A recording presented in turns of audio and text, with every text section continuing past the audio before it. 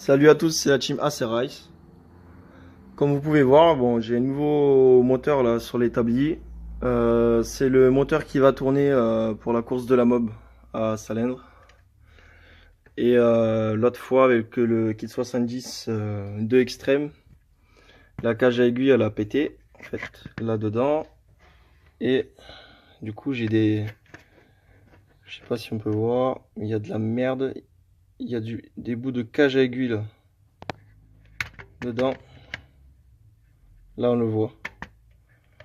Du coup, je suis obligé de démonter le carter complet. Bon, on voit que le vilo quand même, il est un peu bleuté. Il est un peu chauffé quand même. Du coup, ce que je vais faire, je vais démonter tout le carter complet, nettoyage et remontage du carter. Et je vais virer aussi l'allumage MHR parce que il va aller sur le Luxtro pour Salbris. Du coup, pour l'origine, je vais mettre l'allumage d'origine. Ça sera très bien. Et du coup, je m'y mets. Comme on peut voir, du coup, les deux petites vis normalement qui font tourner le système de la pompe à eau, les deux petites vis qui viennent là, je les ai mis là sur cette plaque en inox. Et du coup, ce qu'on fait, on tourne comme si on le serre. Et ça va faire monter le rotor. Vous allez voir, ça va faire un clac. Du coup, ça me permet d'enlever mon allumage facilement. Parce que j'avais rien du tout pour le démonter. Vous allez voir. Vous avez vu? Ça a sauté de suite. Et voilà.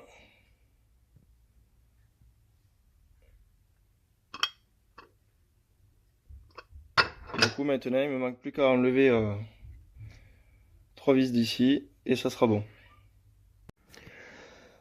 Bon, pour ceux qui n'ont jamais monté un cylindre ou un kit, ce que je préconise vachement, c'est en fait de graisser d'abord le piston sans les segments, puis de rentrer les segments à l'intérieur avec de l'huile moteur, pas de l'huile de transmission. Et après de graisser le petit embout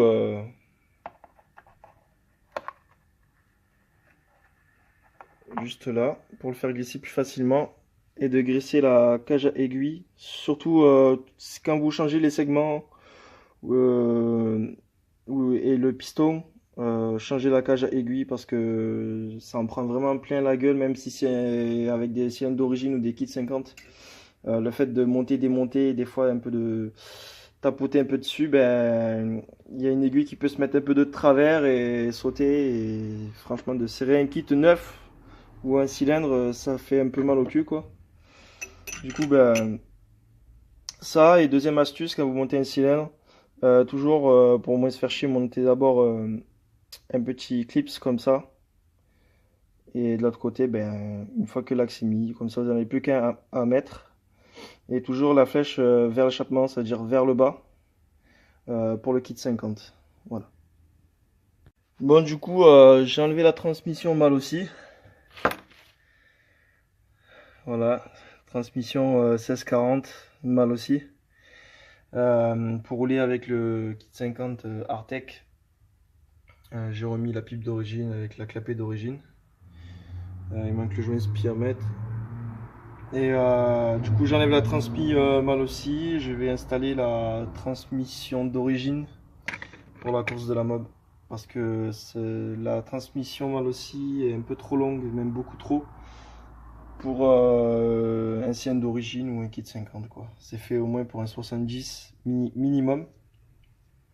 Et encore, celle-là de transmission elle est mieux pour tout ce qui est 80-90. Du coup, je vais l'enlever et le changer et le mettre sur l'autre. Parce que là, il va y avoir un carter de transmission avec les roulements là et ici. Parce que là, pour de la compétition, ça sera pas top. Mais pour la course de la mob d'origine, ça suffira largement. Elle est en très bon état encore. Voilà. Du coup, il reste ça. Il reste ça à faire, mais il y a encore du boulot parce qu'il faut démonter l'écrou qu'il y a derrière la roue pour sortir la transmission secondaire.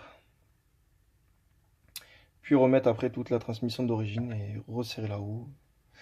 Et puis voilà. Bon, du coup, voilà, je vous montre comment j'enlève le roulement. Bon, je plaque comme ça le roulement. Je le bloque avec. Pour éviter de chauffer et se cramer, se faire chier. Vu que j'ai une presse, du coup, ben, je l'ai acheté pour ça. Et on descend tout doucement. Le roulement, il sort. Voilà. Là, il est sorti. Voilà, ça c'est la transmission d'origine. Vous voir qu'il y a une différence entre la transmission d'origine et la transmission mâle aussi. Entre les deux dents. Celles-là, elles sont en vague sur les côtés. Elles font des petites vagues. Celles-là, elles sont droites. Mais elles n'ont pas le même nombre de dents. Là et là.